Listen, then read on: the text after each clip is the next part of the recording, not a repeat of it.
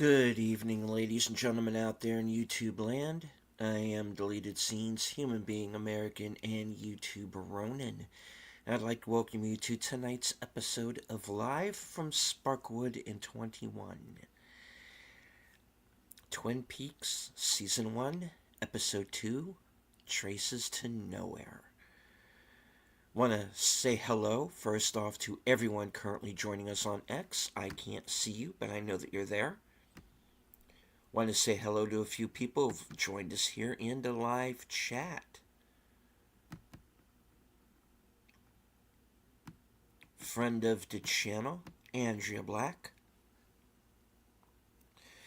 Host of Films with Friends, the creator of the 10-word review, Big Al Presents.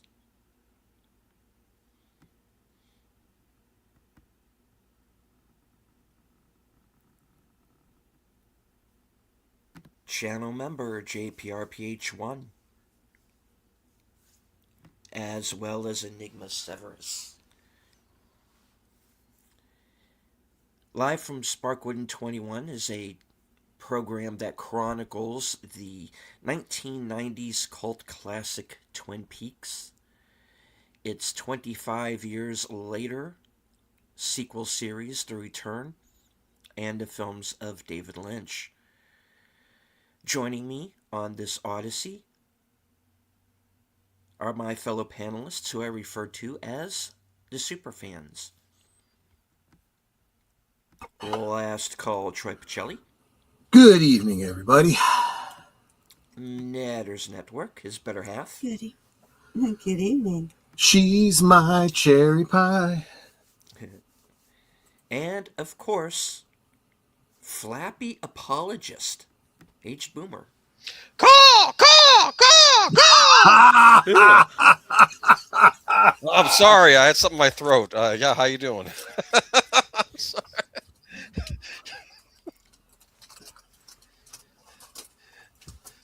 I don't know, man. I think Flappy's spirit lives within me. I don't know where that came from. I'm just saying.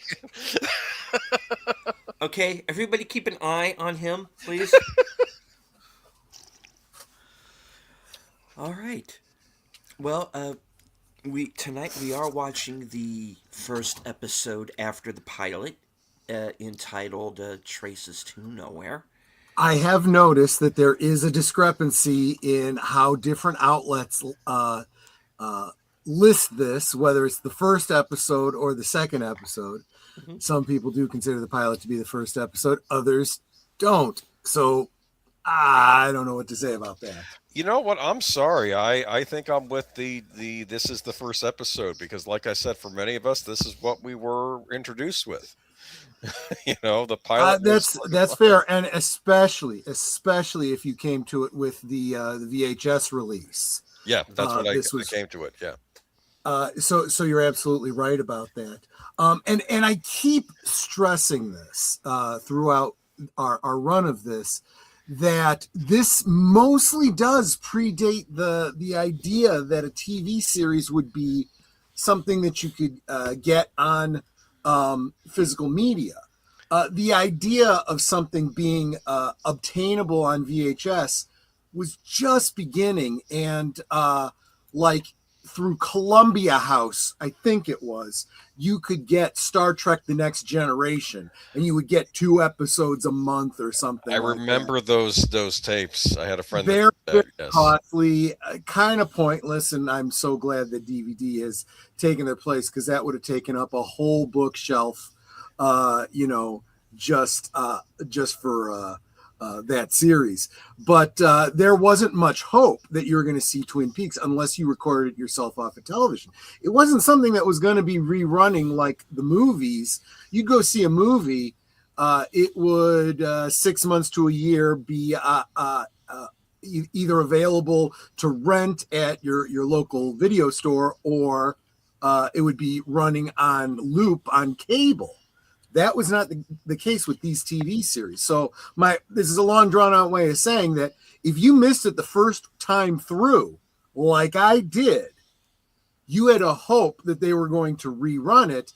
And then when they reran it, that they would play all the episodes, because the networks were known for let's just say, not having a high priority for their reruns.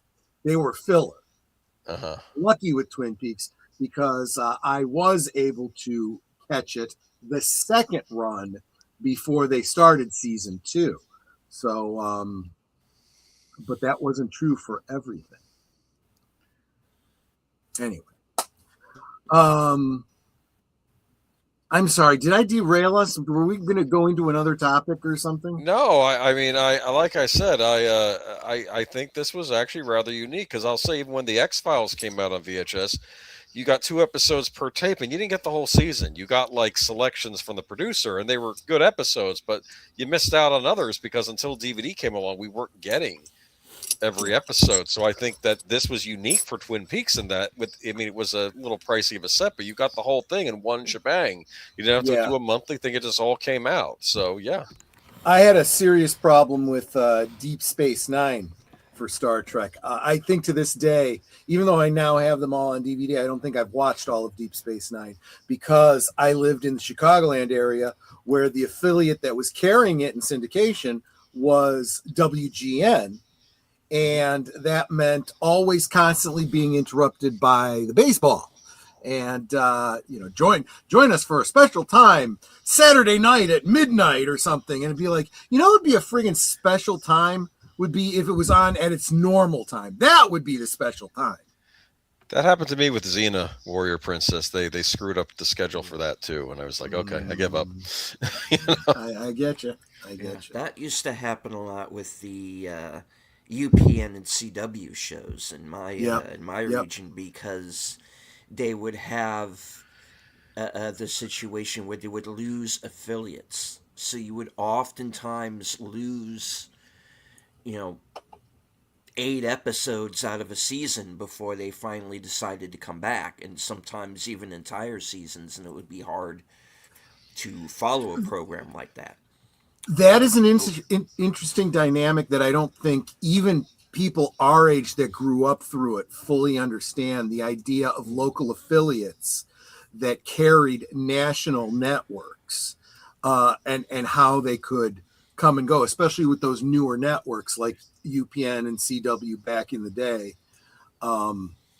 But no, you're absolutely right. So there was it wasn't like cable where everybody could get that cable channel. But even then, your local cable might not carry a certain cable channel that you wanted to watch. I remember when Sci-Fi started, back when they showed sci-fi shows.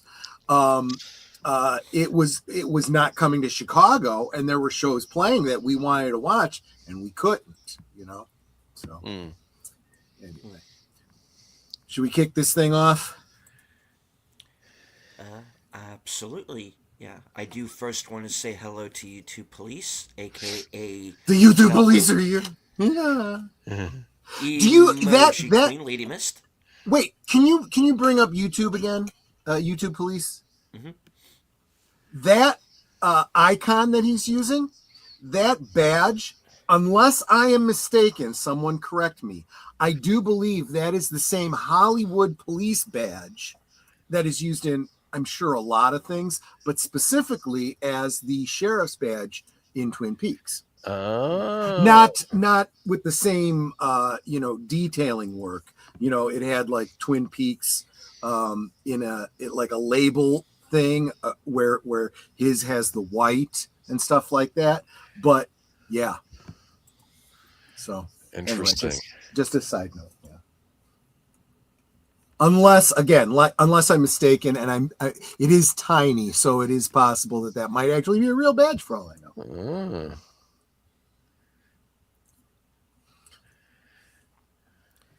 Right on. Okay. All right, so everybody, please join us over on. Okay, I was mistaken. It is based on his actual badge, so it probably is a real police badge. Okay. Fair enough. All right, so if everybody could please join us over on Cosme, if you are not already there, the link should be at the top of all of our chats. So. I should note that I did drop it into everybody's chat. You just needed to pin it. So, Yeah. Might have to scroll up. Okay. Cool. Right on. Okay. You do know that YouTube police's belt loop. I forget that, actually, yes. But I do believe I remember hearing that, yes. All right. Yeah, I'm not talking a lot because my throat hurts. Oh, that's fine. Quite all right. All right. So, Twin Peaks Traces to Nowhere is tonight's episode. Starting in 5, 4, 3, 2, 1, play. And I will say that going forward, I think I am going to just start referring to them by the title names rather than numbers. However, I don't think that the names were given to them by the producers of the show. I think those were network assigned names. Somebody correct me on that if I'm wrong. I think they were like titled when they were written. Oh, okay. Yeah. Okay. And of course, I want to remind everyone to make sure they do all the clicky things. Yes. Do the likes, do a share, Subscribe. Oh yeah, I gotta do that. Put the subscriber thing on. But yeah, I have a full-on head cold. Netter sounds like she's losing her voice. I heard that Michael French came back from Egypt with a respiratory infection. Ooh. That was apparently going around his whole tour group, and he says he doesn't think it was something that they picked up in Egypt because Graham Hancock had it, but he came in from UK. Michael went US to Germany, so they all came from different places. And in my area, there's a flu bug going around that's been pretty nasty. And however, I am not ill with that. I'm getting nausea because of another condition that I already had beforehand. Quit watching the news. That's your problem. Well, I kind of cover the news. I don't have a choice. Yeah, well, okay, good point. Yeah.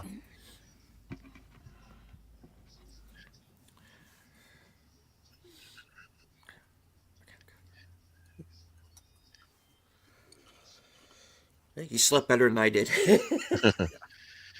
Fish. Expected to start singing. Yeah. So this is Kyle MacLachlan auditioning for the role of Bruce Wayne. Funny.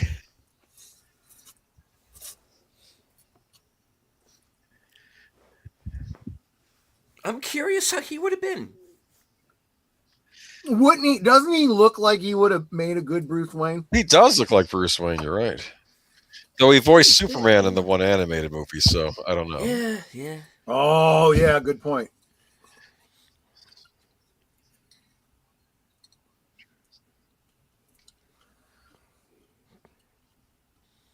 I'm thinking I should try that sometime, but then I'm expecting a horrible accident to happen.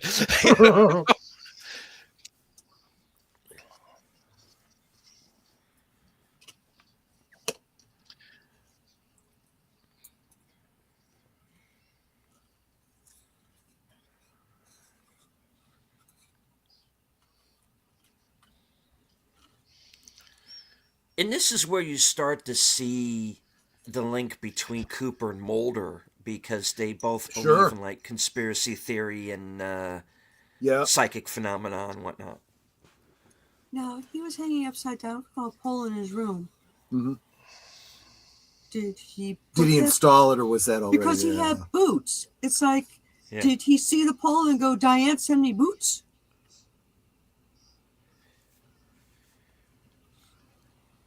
Unfortunately, I don't get any lines for this role, so I'll just nod and smile. Uh-oh, she's giving him the look. So one of the benefits of these rewatches is I'm catching things that I didn't catch before. And part of that is Precious seeing Clues. episodes out of order. As I was looking for the encoding on this episode, I was looking at the next episode, realizing I had the wrong one and came back to this one, only to realize they did an actually really good job of keeping continuity. You will notice the outfit that Audrey is wearing. She will be wearing that same outfit next week.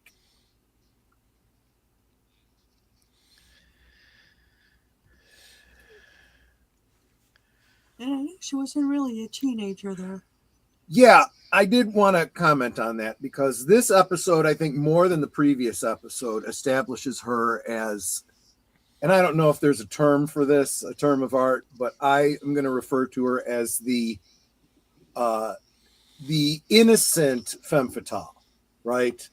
The young schoolgirl, but she's definitely the would-be femme fatale eventually. In other words, in the vernacular, friggin' hot, right? I normally would be a little, with a character that's high school age, but I want everyone to keep in mind that this character was exactly the age I was when I was watching the show, class of '89. Same. Yeah. Well, I was 91, but yeah. And as Netter points out, she, as the actress, all of the actresses in this were older than that. So absolutely age appropriate here. He's eating. Hey, dude, don't stuff the whole thing in your mouth at once. Is that a crawler? Yes, it is. I love this little bit here.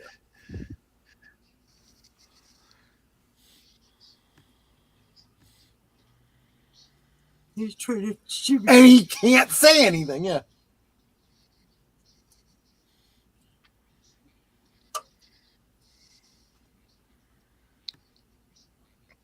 Well, if he hadn't tried to shove the whole thing in his mouth.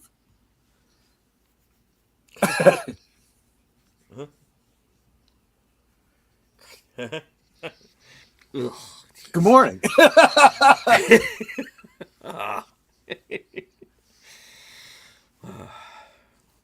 Not that he would have had an opportunity to say anything anyway. No. You know?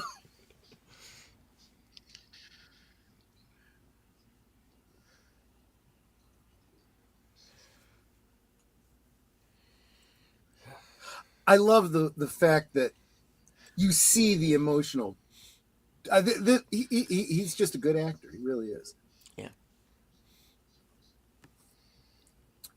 Something attractive about being dangerous, but also especially the innocence. It's like she wants to be dangerous, but she's not really. In a lot of ways, Audrey, who you think is the bad girl, is really a lot more innocent than Laura was.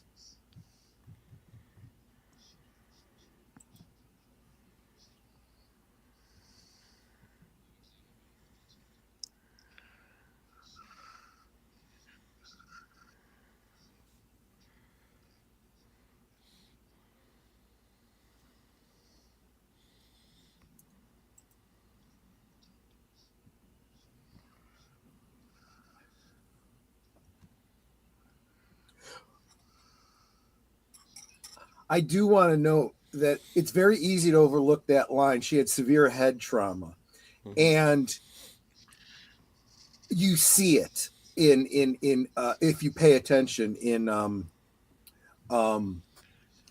Fire Walk with Me. Yes. She's struck in the head by Leland Bob, falls out of the train car, and then hits her head again on the ground. Mm-hmm. Here we go, our favorite.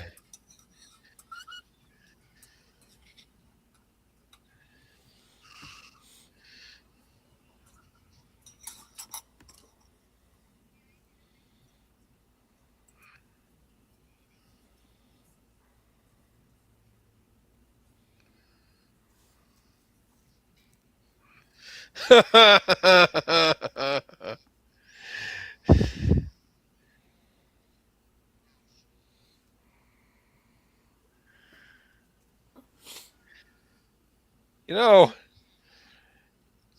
This is, She's doing it. I feel like he's stupid. I mean, Yeah. let's accept that.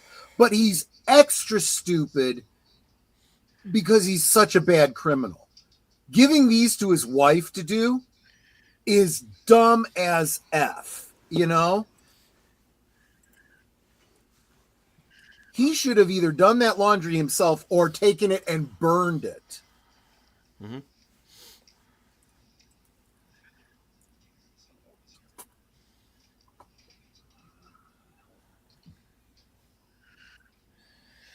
Yeah, if I was married to a guy that was that abusive, I'd be poisoning his food. that might have been an alternative future for this couple, right? The rat poison in the meatloaf. I can think of a lot of alternate futures for this, and also involving Bobby stepping up a bit. And they live near Yeah. woods, so it'd be really easy to hide the body.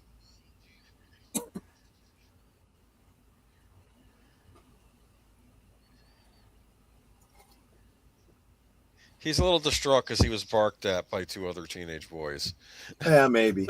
Pay attention and draw a comparison between his interaction with them and Bobby's.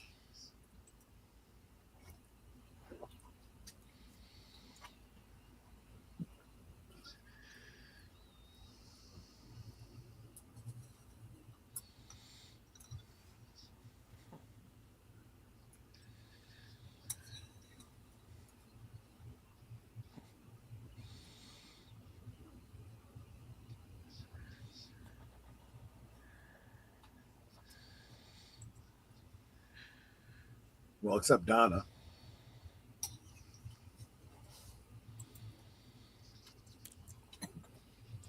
So it is written, so it shall be done. Right.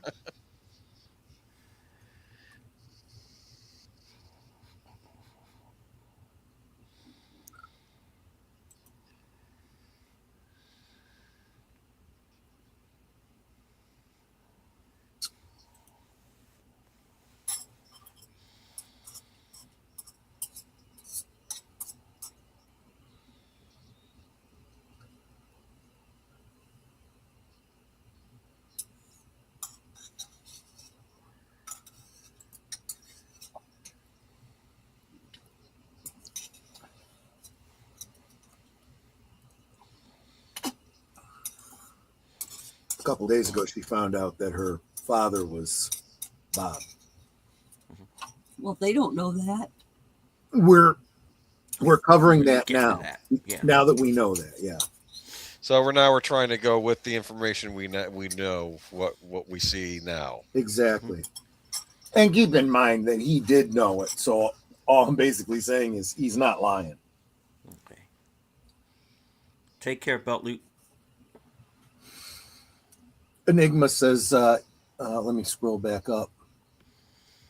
Yeah, kids today have no ability to understand as soon as you miss the premiere of a new episode, you were SOL for a good while. TV Guide better tell us when the reruns would happen. Yeah. Yeah. And you had to buy the TV Guide at the grocery store. When we got digital guide on the actual TV, that was revolutionary. That's right, because that digital guide could change on a daily basis. Yep. And of course, as we remember from the Lost Boys, if you have a TV guide, you don't need a TV. Yeah. Or, you could be trying to watch this new show called Dark Shadows reboot, and it gets interrupted because of the Iraq War coverage.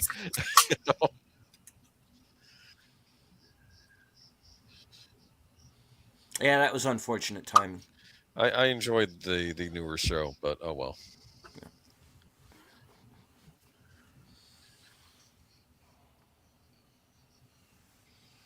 Now, question here. Mm-hmm. Is this his memory of what happened, or is that what actually happened? Okay. Because he seems almost too angelic there, Yeah, I do think it might be flavored by his feelings, but I think the facts of what happened are probably spot on. again, when it comes to the reliability of each character as a witness, yes, you have to accept their biases, but I do feel that someone like James, what's funny is he's upset looking for his shirt, not realizing it's literally in the drawer right next to him. Yeah. No, realizing that James is actually quite honest. He tried to not answer one or two of Cooper's questions, but ultimately every answer he did give was truthful and respectful. Mm-hmm. He had no lawyer sitting there, and he was yes sir and no sir. And hello to the bird woman of YouTube, Connie Clary.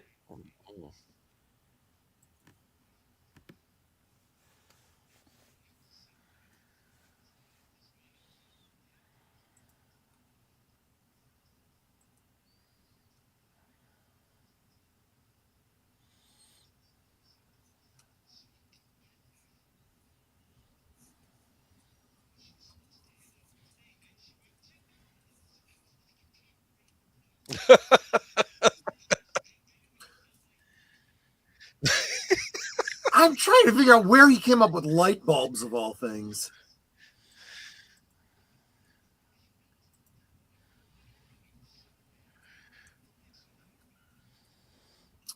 And also all of these details, they keep them straight. The $10,000, where it is, what was supposed to happen to it on what day. Back again.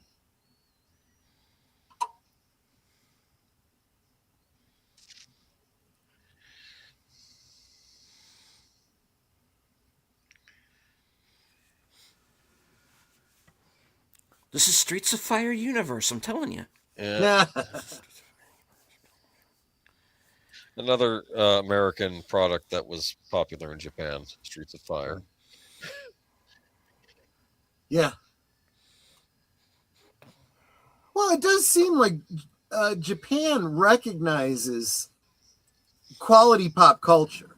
Yes. And respects it in ways that, unfortunately, too many people here don't bother to.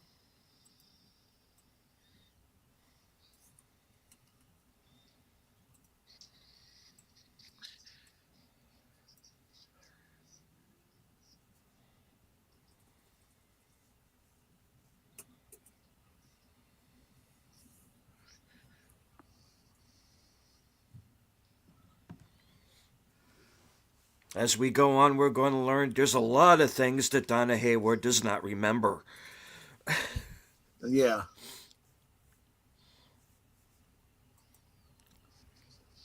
Memory retention is not a strong suit. I think she's the type that has selective memory.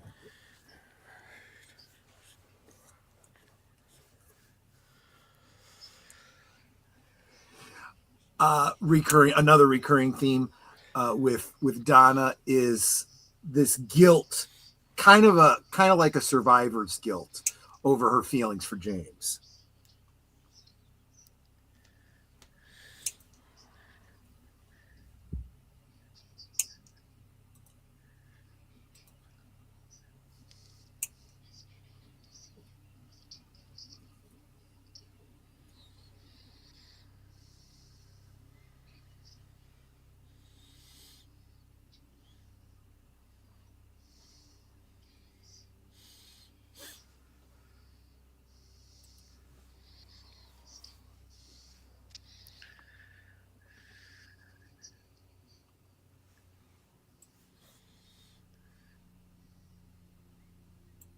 If you know the words that are added to this song, "Are we falling in love?"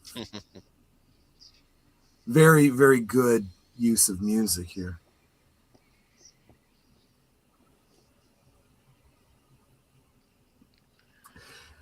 And now when you know more about her mother's story, you know, she has true empathy for her in this regard. Yes.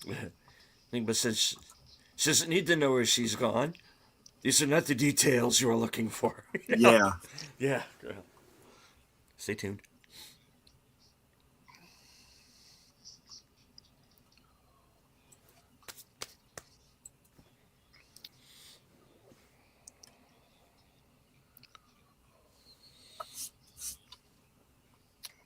Did they ever show James's mother?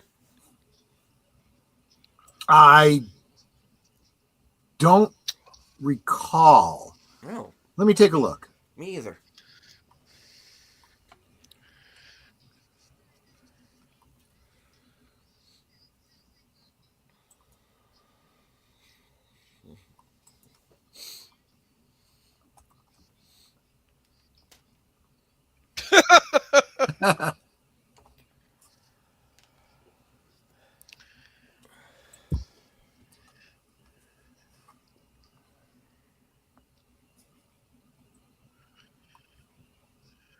For the Heavenly All Stars, It's not wrong.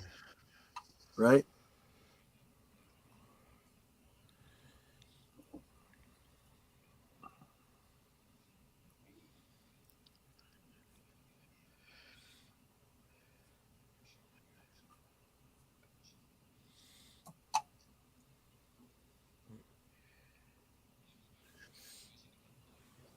So there was a scene filmed with his mother, played by an actress named Linda Carlson, but it was cut due to time constraint, and the scene was never released in any form. Okay.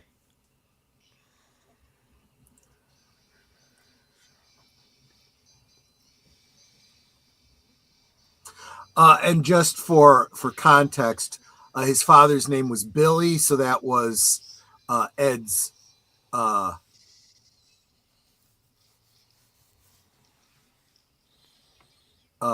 Ed's brother. Hmm.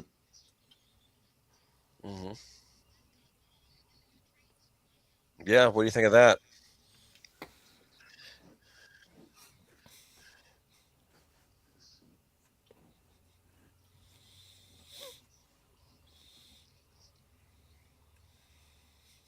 She's so excited about those drapes. Well, she can only see half of those drapes. No, she can see all of the drapes. She just can't tell how far away they are.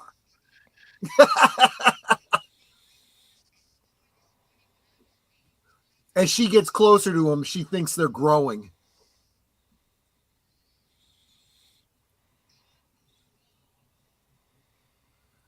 Just like Ed has. No, sorry. Uh, Oh boy.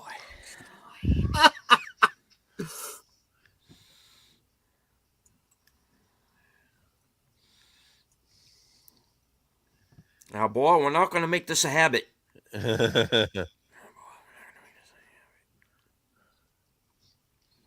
Proceeds to make it a habit.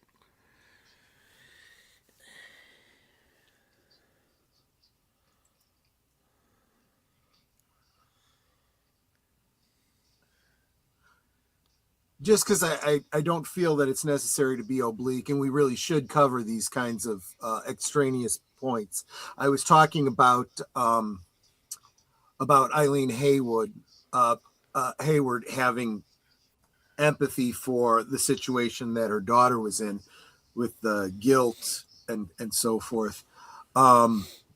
Eileen was married to Will in the 1960s, and at some point in the early 70s had an affair with Benjamin Horne, possibly resulting in Donna being his daughter.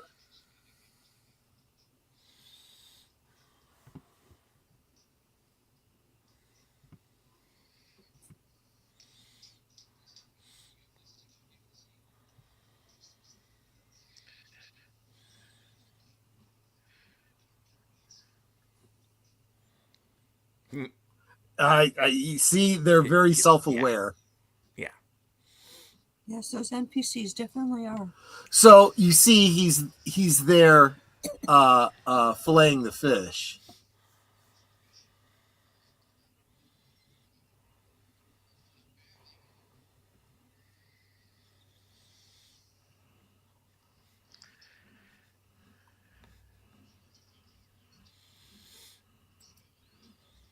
oh, By the way, I know I mentioned this the first time around, but the actress playing Eileen Hayward is Mary Jo Deschanel. Yeah, she is the mother of Emily and Zooey. Ah, coffee's nice. Mm-hmm. But there's a fish in the percolator. Well, and again, it's got to be related to the ones that he was filleting. But the question comes: was it his fault directly, or was it Josie's fault? Since she said, "I'll make the coffee." Well, why would you Or put the? did Catherine put one in there just to be? I don't think it was intentional.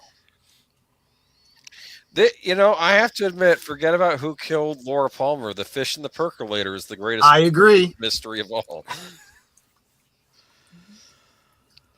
That's pretty black. Did anybody ever ask David Lynch who put the fish in the percolator? And then he started talking about how he once had a fruit salad in Atlantic City or something. Just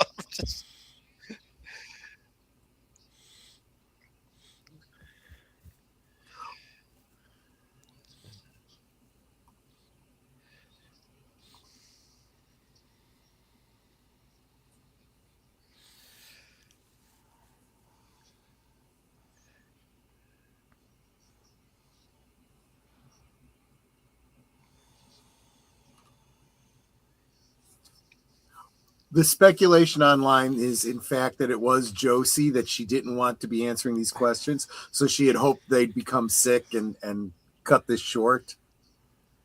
I think that's a stretch, but she was the one who suggested they have coffee. Yes.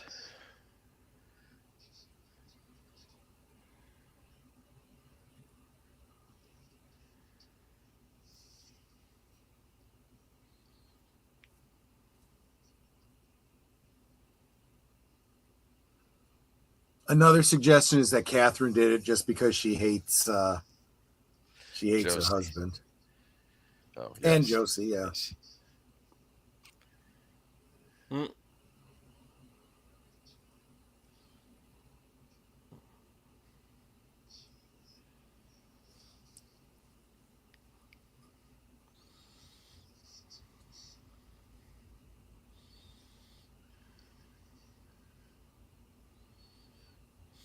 There's the answer. It was Andrew. I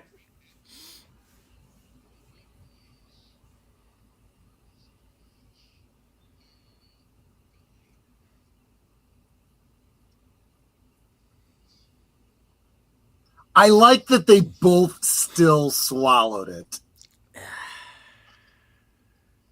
Well, yeah.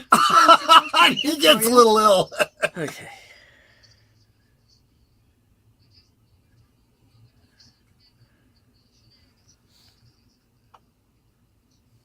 $5,000. Yeah, shenanigans like putting a fish head in the percolator. I'm going to assume it wasn't a whole fish, that it was just a fish head. Shenanigans. Hey. We didn't get to that part. Sorry. Do you think that Dale Cooper is going to go out for Long John Silver's for lunch? I'm just saying. Not now. Actually, no, it would be Arthur Treacher's. If this is Lynch, it'd be Arthur Treacher's. It's a joke. I'm just because I am good with that. I loved Arthur Treacher's.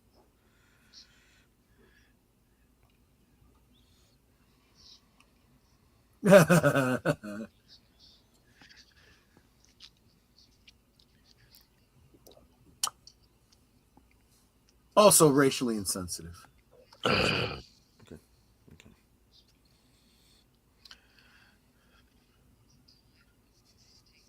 Now that's how you wear a sheet. Yup.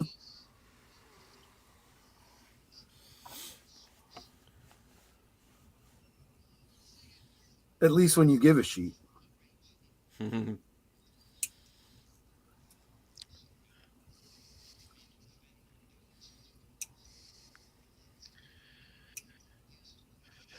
Lady, I'm afraid to check the broom closets in this town. Yeah. Oh, there are other bodies we don't even know about. I'm sure.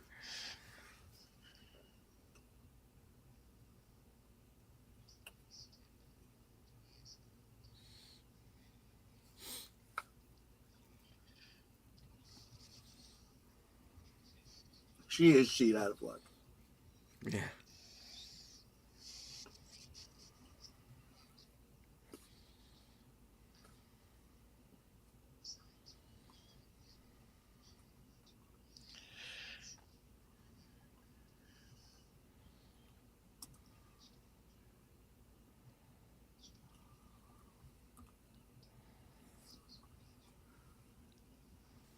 Both is good.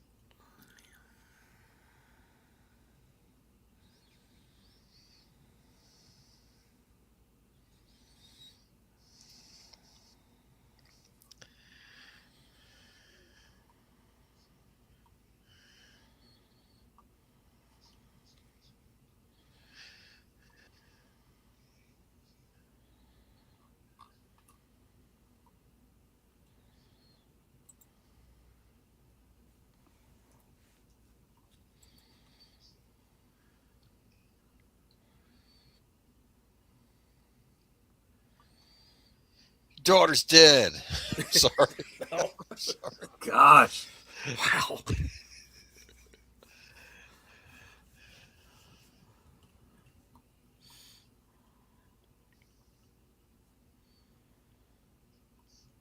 Well, you could always go back to flying starships, because that worked out so well the first time. Uh-huh.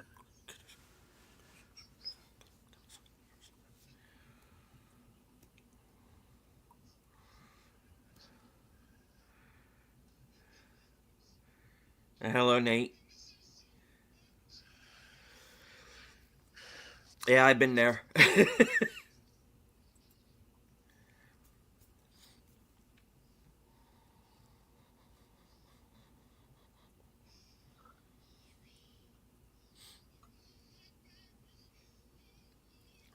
Okay. Jeez.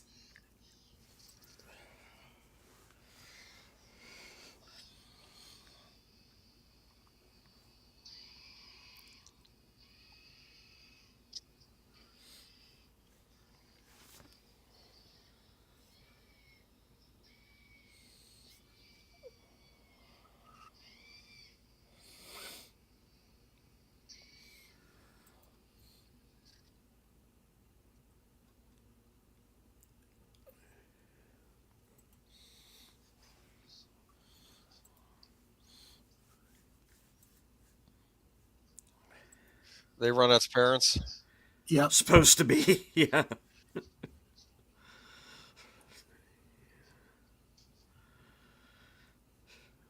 Perfume counter.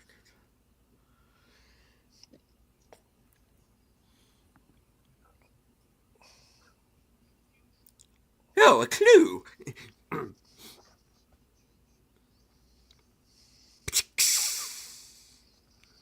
The sweetest smelling job she ever had. Yeah.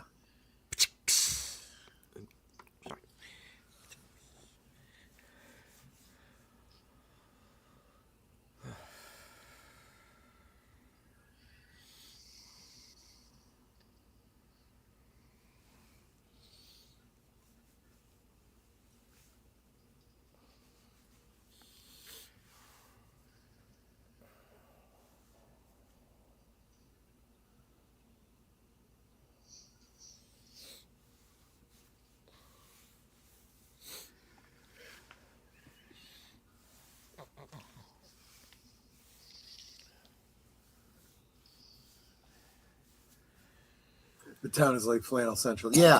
Yeah. It's the U.S. Northwest. It's logging town. Literally lumberjacks.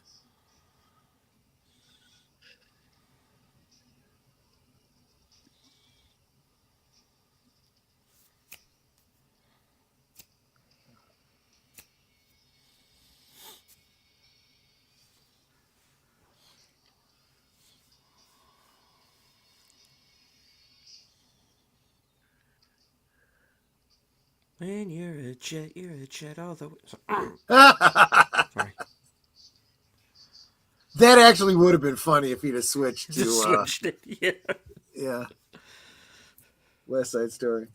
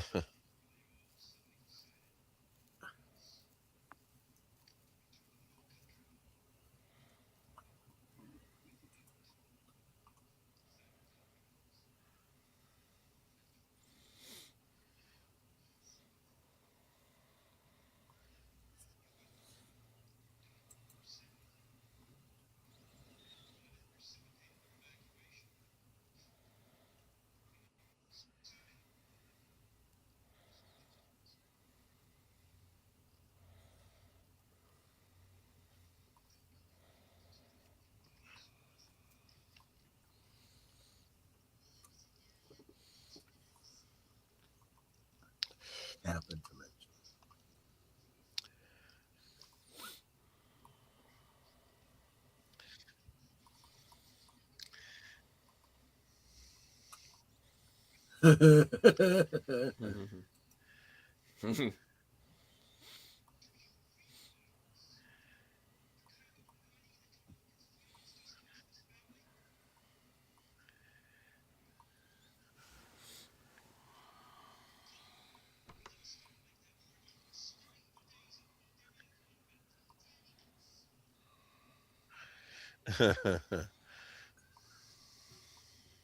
He could probably arrange it too. Yeah.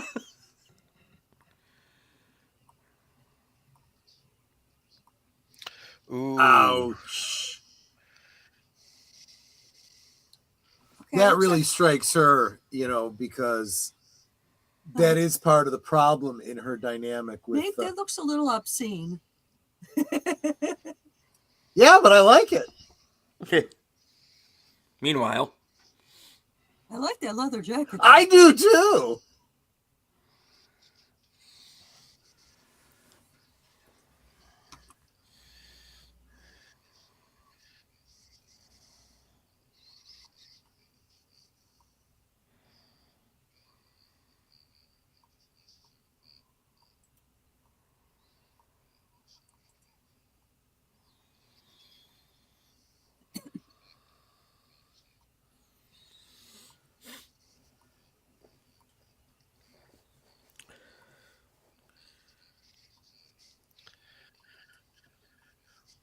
it's royal straightness. Mm-hmm.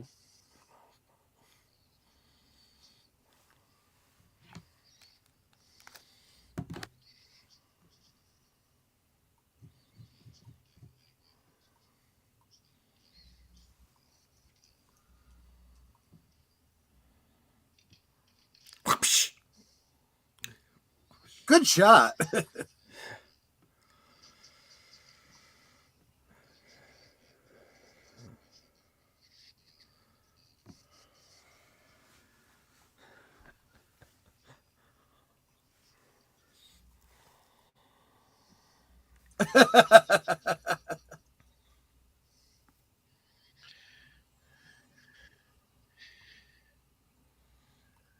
Where the hell am I?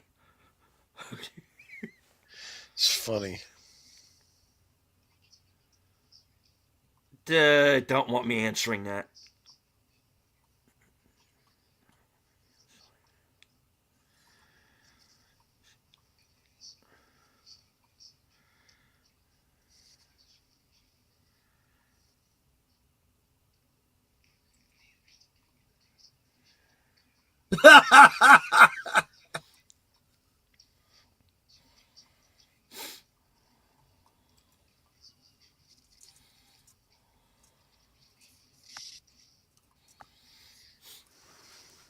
Margaret Lanterman, good evening.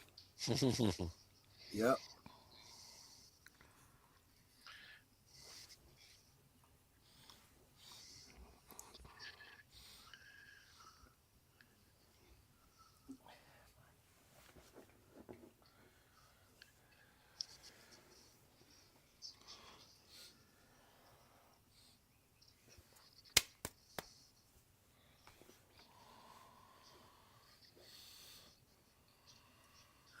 I also love this piece of music. I'm not sure if that's a glockenspiel or just some sort of a muted xylophone. What Nate wrote. My apologies, Jiggy but I with showed it. you what I put in the prompt, and that was what it gave me. You're a married couple, getting jiggy with it, yeah.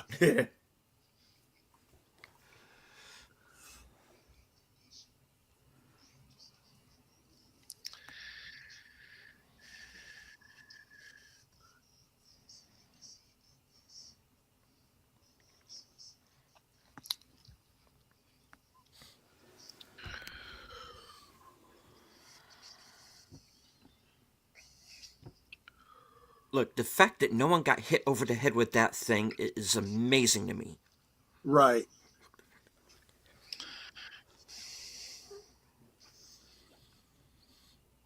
Mm. Ruining a Football perfectly good season is pigskin. over. Right.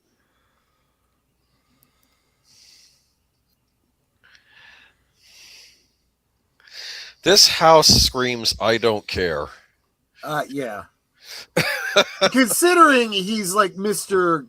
Mr. Clean, it's got to be exactly perfect.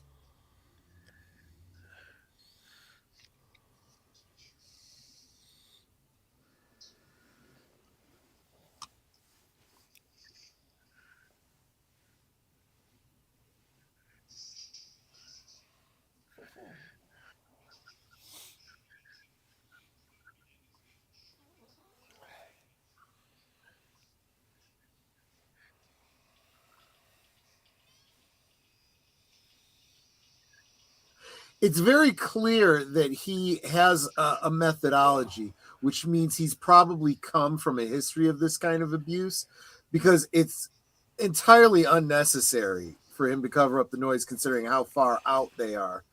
No one's going to hear anything.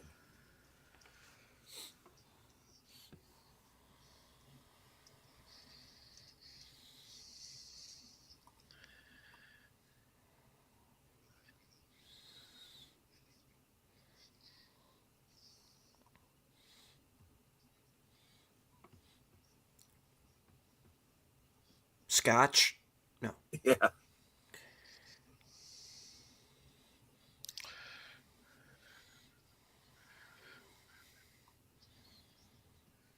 The roast. The appetizer will be chili with crushed Oreos.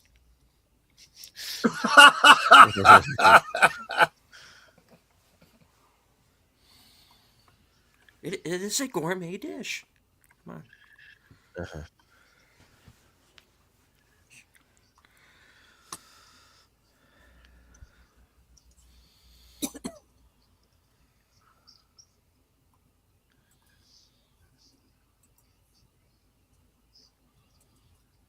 As if you don't know. She's a real character, that's for sure.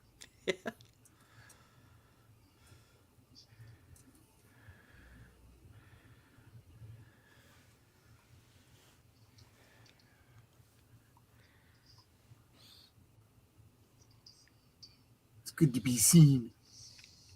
Yeah, that should just be the next line. This Dead Poets Society prequel is weird. Oh, crap.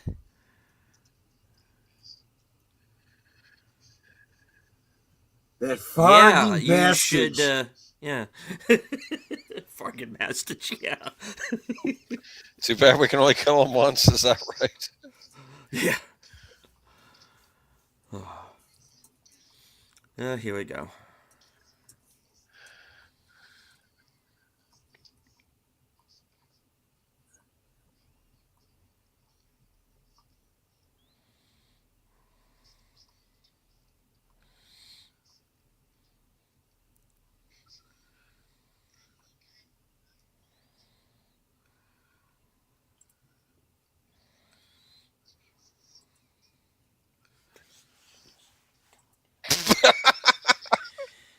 Yeah.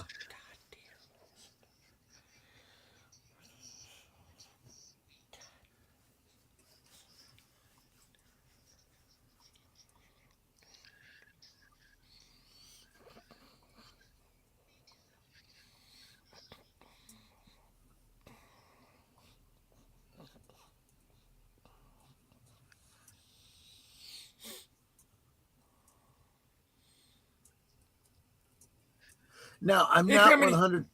Huh? Go ahead. I'm not clear if the mystery man she's referring to is James or Bob.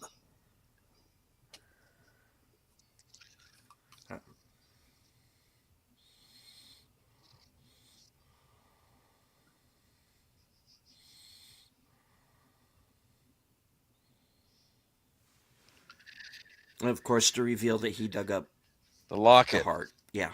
Right. And basically, we saw that. We saw the hand. We saw, in the glove. I still insist that despite the fact that Sarah screams, I don't think it's because she's reacting to some psychic knowledge or anything like that the locket was being taken. I don't think she's even aware of the locket. I think that she was recollecting Bob, and in her sedated sleep, she forgot about it yet again, only to remember it yet again when she was with Donna. Uh-huh. At least that's my theory. I could be wrong. It is possible. Yeah, it's possible. You're right. Oh. But yeah. What was that? Yeah. When I wasn't watching the chat as it was going by. Flappy was arrested one night on the set. He was between residents, and he stayed on the set overnight and got cold and tried to burn the log lady's lung for warmth.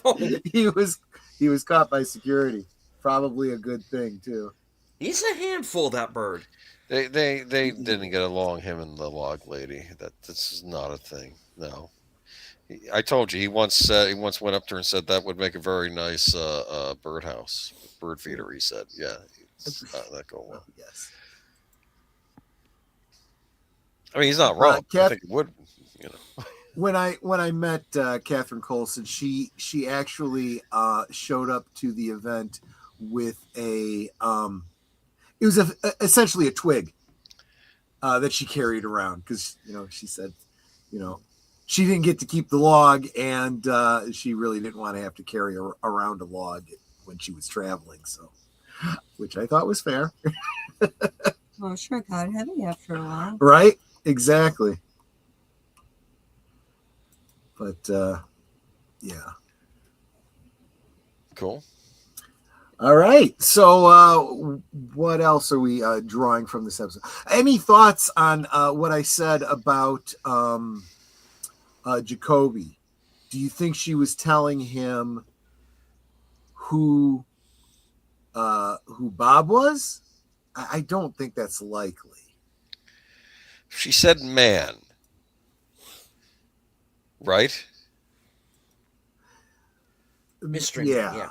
So if you're saying mystery man, you're not referring to one of her high school boyfriends, okay? That's not who it is.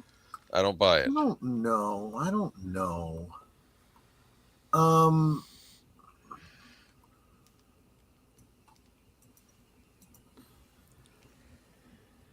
I mean, I really only see two possibilities here. It's either James or Bob. So I don't really. I mean, am I right? Do you guys, get the same impression I do on that? I mean, I don't know. It couldn't be Leo, could it? I guess not, because we. No, I don't see Leo as being subtle enough to be any kind of a mystery man for any purposes here.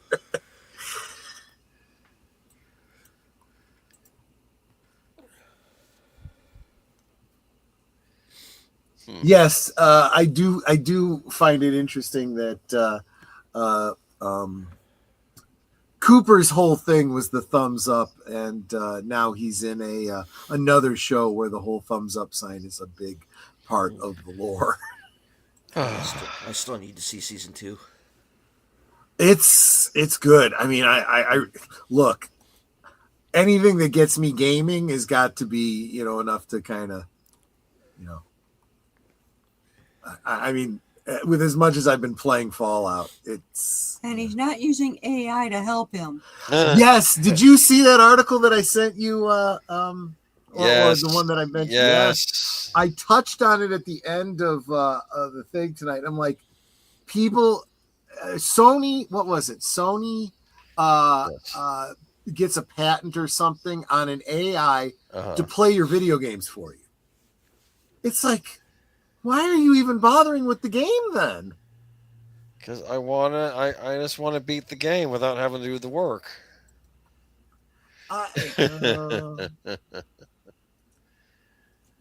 Is that wrong? Someone I commented on an X chat about it. I think Grooms was the one that shared it.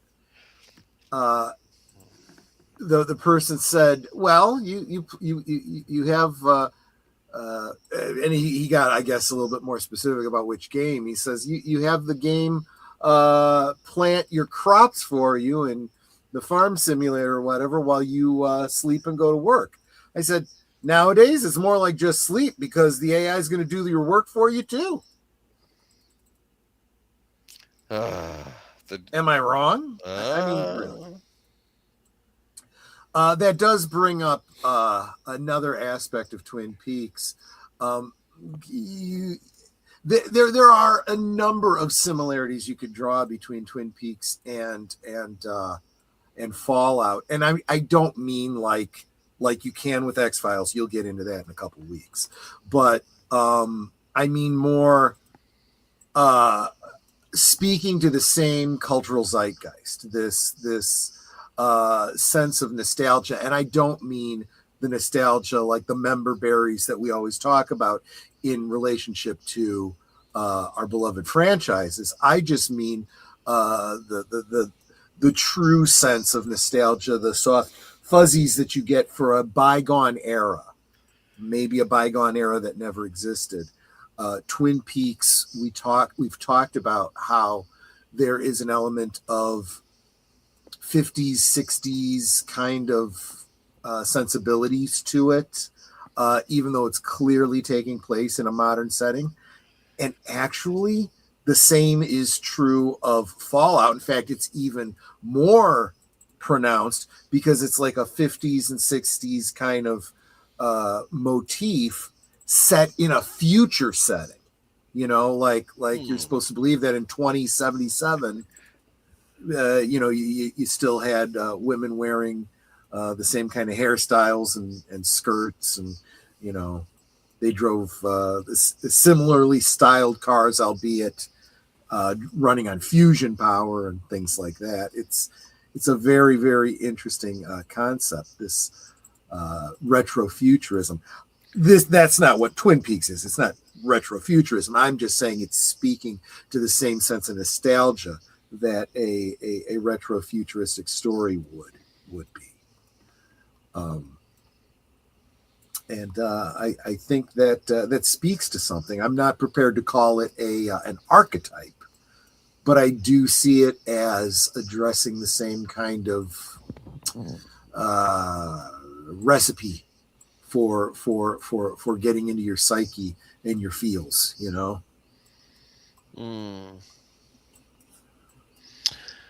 We saw Bob again. Yes, we did. Yes, we did. And there is a behind the scenes story to that whole thing. There was a scene that comes from where Frank De Silva was kneeling down in a shot that he wasn't supposed to be in. He was actually acting as a stagehand, and he wasn't cast as a character at all. And he showed up. I can't remember if it was in a mirror or if he, was seen, in that shot behind the bed or whatever. And he was trying to hide, and it was caught in the, post. And Lynch and Frost were like, "We can work with that. We can work with that." Especially because they already knew who the murderer was. They were the only two that did. Well, they filled in Jennifer Lynch so that she would know as she was writing the diary. But she didn't say anything until after the reveal in the TV series. But they wanted her to, as she was writing, kind of have it in mind so that she knew what she was drawing from. So they said to him, hey, you just want to be the Bob personality character? Yeah, sure, okay. Why not? Right. Nate said, I thought she was talking about Benjamin Horne. So I do remember my first time through having Benjamin Horne listed as a potential suspect. This, again, was before we knew all the details that we knew about the relationship between these characters. But why do you think she would have mentioned Benjamin Horne to Jacoby and referred to him as a mystery man? We do see in her diary that he was the one that gave her a horse. Basically, he gave her a lot of gifts, which of course... He gave her Troy. Yes. Which, of course, really upset his real daughter, who he didn't pay nearly as much attention to. Got her mad. Well, and I think it's kind of fair. It does also make the storyline coming up later at One-Eyed Jack's even more uncomfortable. If that's even possible, you know. But the daddy issues thing could have been taken to a much more graphic degree, and I'm glad they did not. Yeah, that was probably for the best. Well, especially in early 90s, you know. Nowadays, they'd probably be all over that, you know. It's like, yeah, let's see how far we can push it. Especially on HBO. Well, you're not wrong there, yeah. That's a great point. Well, Showtime, which is where the limited series was aired. But yes, there you go. Absolutely right. But yeah, I'd love to your insight on that, Nate. We go from shall we play a game to now let me play the game for you. Yeah. Well, I had even said at this point, why don't you just have the AI buy the game too? And I just as soon as I said that, I was like, you know, that's not entirely implausible. I mean, let's face it, they're using AIs to bolster, in quotes, interaction on social media. So absolutely, why not?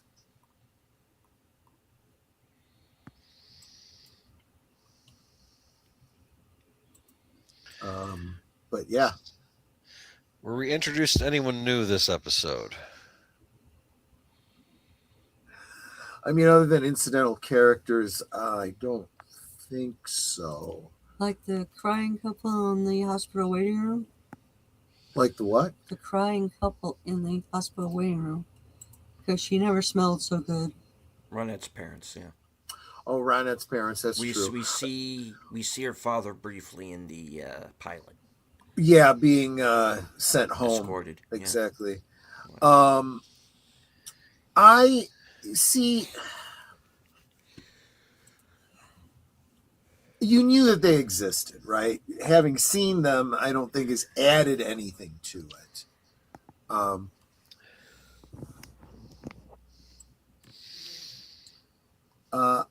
I think she wears.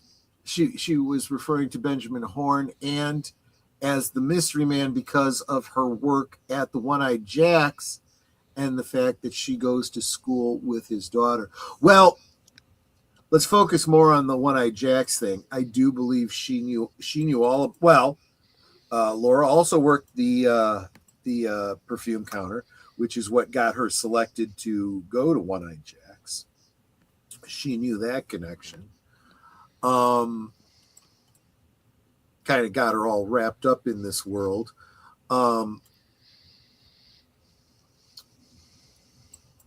But I'm wondering if that was really even bothering to weigh on her mind at this point when she would have been telling Jacoby about that. She was way more. Think about her mindset that we see through Fire Walk with Me. I think she's way more focused on Bob and who he is and ultimately discovering who he really is. I think Benjamin Horne's role in all of this is a distant memory for her. He was the introduction to this world of prostitution and drugs and, you know, all this kind of stuff. He was probably, you could see her as the first sugar daddy type, right? But she kind of left him behind. She was kind of beyond him at that point. At least, again, that's my take on it. We also learned the Norwegians left and didn't take the offer. Well, this was Ben realizing that it was his daughter's fault. It was very confusing why they were leaving until he heard that. I personally see this as, even though, so there's two conversations of parents and children. Well, there's a number of conversations. I guess we could probably look at each one of those. Ben has a kind of come to Jesus moment with his daughter in a very almost abusive, but at least very heavy-handed way, because her immature acting out cost his business a great potential sale, which, from the perspective of a family man, hey, this is our livelihood. This is where you get your money from too. Remember, right? So it's a valid point he's trying to teach her. Then on the other hand, you have Garland talking to Bobby, being incredibly understanding, incredibly open to a dialogue, but making it also very clear that he's got limitations. You know, there is a concept, especially in Christian parenting, the idea of never striking a child in anger. If you feel that corporate punishment is appropriate, it is always as a last resort, and it's never to harm. It's to, you know, hey, you know, kind of thing. Correct. Single swat kind of a thing, which is exactly what you see displayed by Garland. It's almost like he has no desire to strike his son, but this is the height of outrage. And yeah, well, you notice that he was saying grace at the beginning of the scene too. Mm-hmm. Yes. Yeah, you're right. It really does come. And we saw him reading the Bible. Mm-hmm. Was it in Fire Walk with Me? Might have been, yeah. Or was it in last week's episode? I tend to forget my timelines. But I'm almost positive it was Fire Walk with Me. Yeah, I think it was. And it's very clear that he was not. He probably was a little bit angry, but that's not why he was striking his son. He was, this, you need to really pay attention. And it does come down to something that Charlotte Stewart, the actress who played Betty Briggs, had said a number of times, that they, in playing the roles of his parents, really did play them as parents that really did care about their son, were very concerned about him, and had a great hope for his future.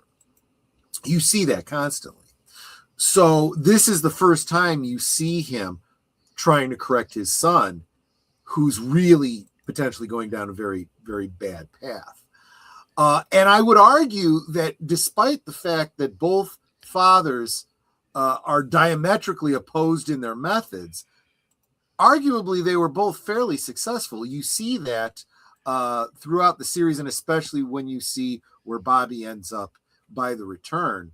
The seeds were laid and it worked.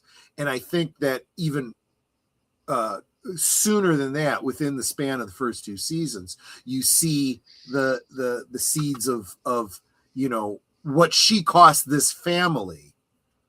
She's probably not, you know, accepting it at that moment, but she probably does start thinking it through, because then we start to see her. First, she starts as the doe-eyed, you know, schoolgirl trying to impress, you know, the special agent that she's fallen for, with trying to help out with the mystery and everything.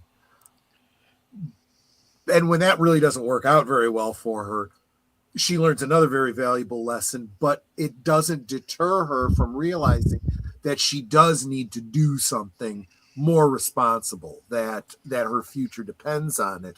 And she does start to care more about the business, the family business. And I think this conversation that she had with Benjamin is at least the start of that. Mm-hmm. Like I said, the sowing of the seed, so to speak. She does not have to respect her father or care about him to realize there's wisdom in what he just said, at least for her purposes, because she does not respect him. She knows, maybe doesn't know, but she basically knows his relationship with Laura. She resents him for it. She resents, you know, any attempt for him to talk about being the leader of the family or our family or what. Yeah, you care about your family, right? You know, but at the same time, she's like, but, you know, from a, you know, purely mercenary point of view, yeah, maybe I hurt myself as much as anyone else by, you know, driving away the Norwegians. Didn't really think that through, you know. And it didn't even give her the satisfaction she wanted. She wanted to hurt her father, and it did. It pissed him off, but she didn't really get any satisfaction out of it. Especially when he said that you were lost to me a long time ago. Yeah. I think that's the other thing too, where I think that Garland is trying to build bridges with his son. Benjamin is putting up walls and pushing away. Which, again, I think we see him very much repenting of, very much after it's too late, in the man that we see in season 3. At this point, his daughter has been blown up in a coma and now presumably in some sort of mental health facility.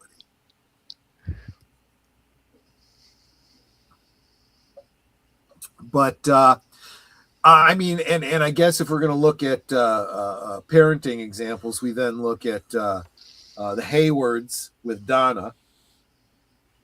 And again, I did mention that Eileen had a bit of a sordid past, such that it allows her to be empathetic to what Donna is going through. She doesn't say it, but you know, as viewers, we know it, you know, from the things that we do know.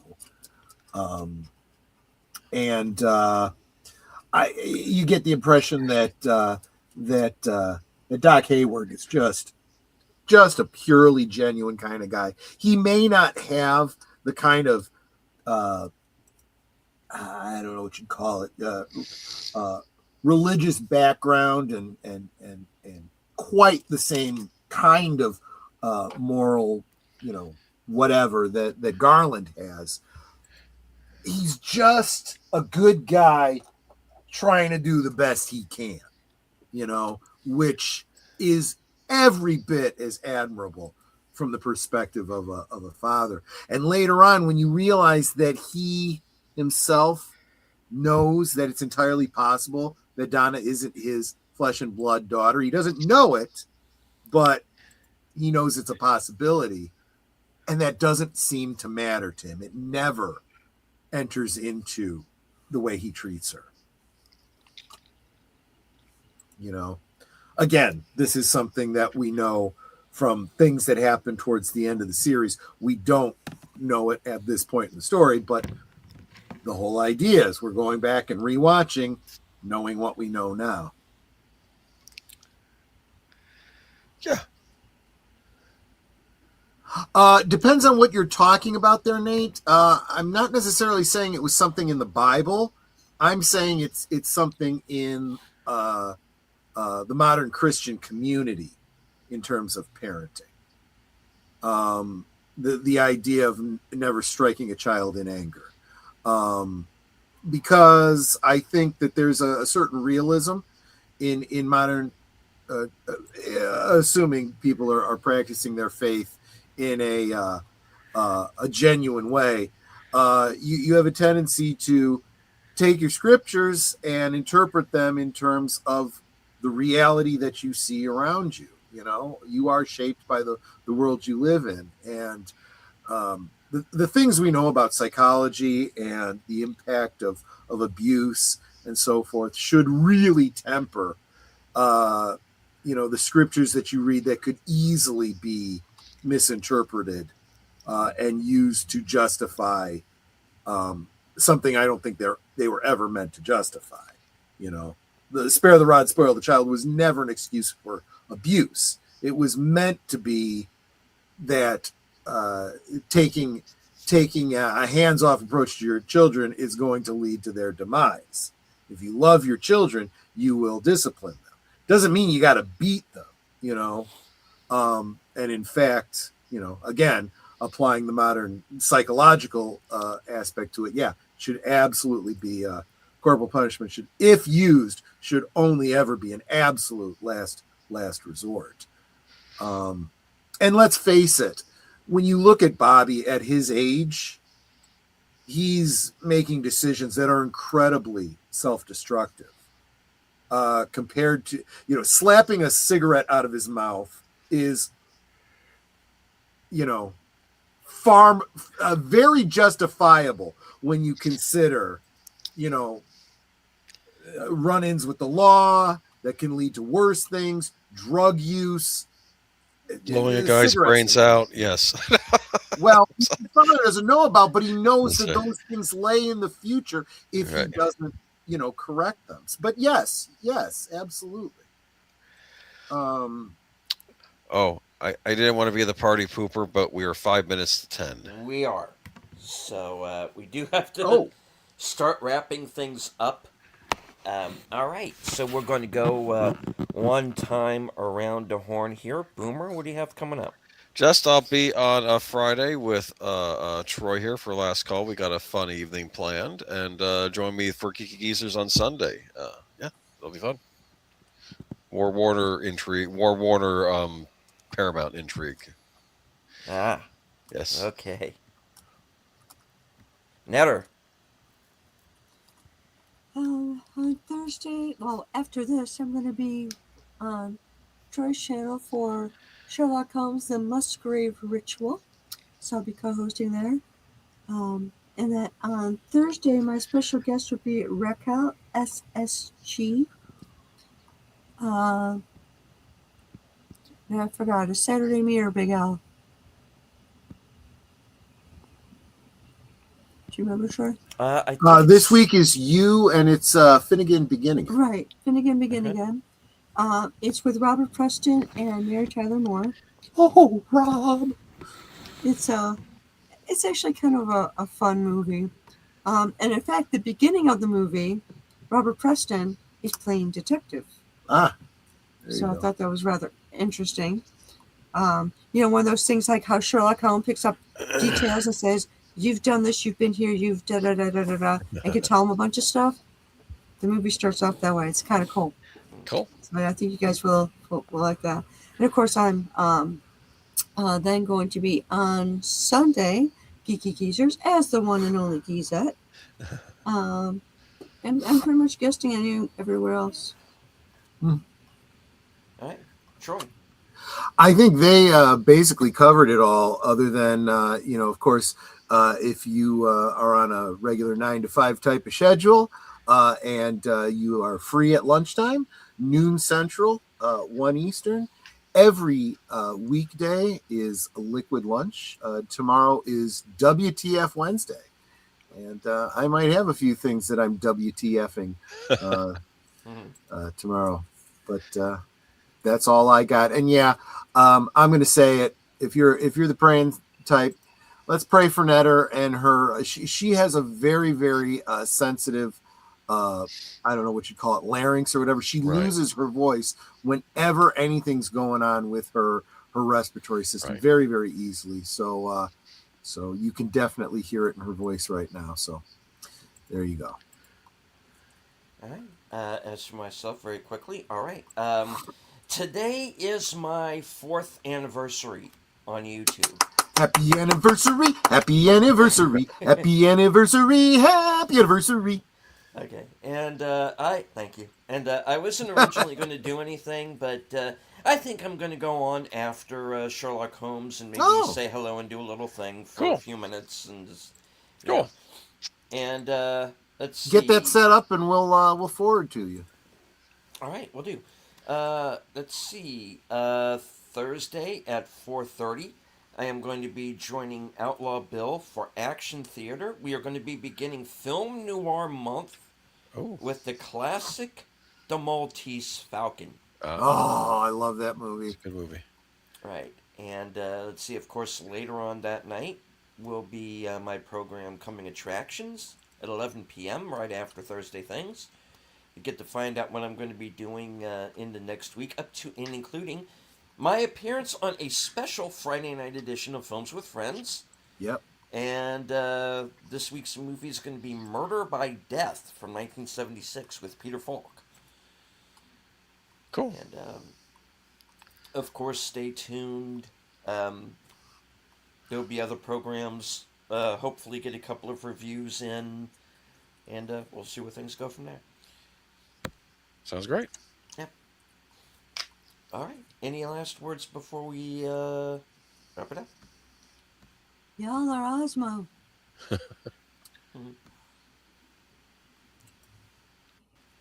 And a real quick thank you to Mr. House Party 6 for his $10 super chat. That's a very, very kind of you.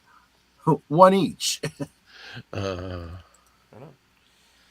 All right. So, as I always say at the end of every broadcast, from HQ,